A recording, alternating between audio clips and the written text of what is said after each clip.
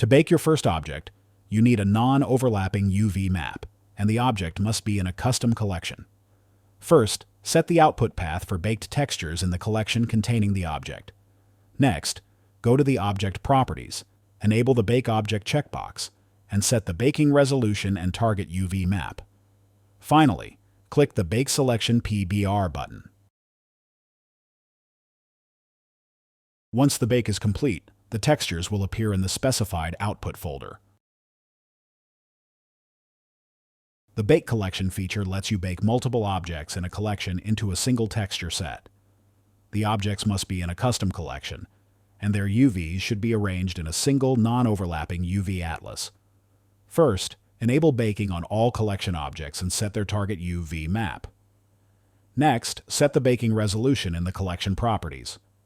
Finally, click the Bake Collection PBR button.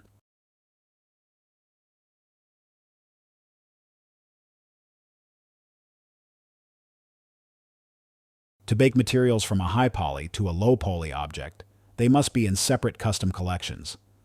First, set the high poly collection in the Bake Object properties of the low poly object and specify the cage distance parameters. Then, click the Bake Selection PBR button.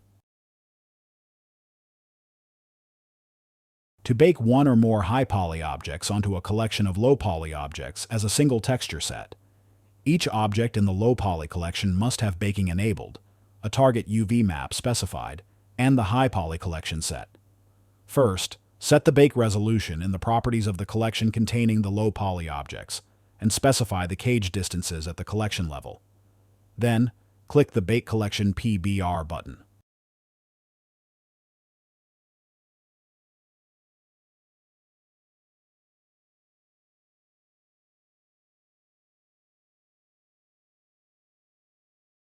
The AOV Bake feature lets you bake any number of custom render passes, such as scratch and grime masks or color ID masks, into a texture set.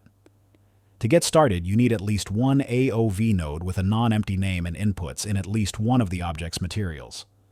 Then, click either the Bake Selection AOVs or Bake Collection AOVs button. The Scene AOV Bake feature lets you bake custom render passes for many scene objects without having to tediously set up AOVs for each material on each object and keep them manually in sync.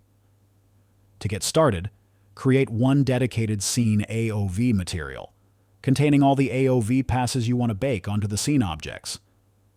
You can preview them by using Cycle's Material Override feature in the View Layer panel.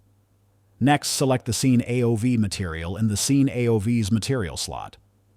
Then, enable the Bake in Scene AOVs checkbox on any objects you want included in the scene bake. Finally, click the Bake Scene AOVs button.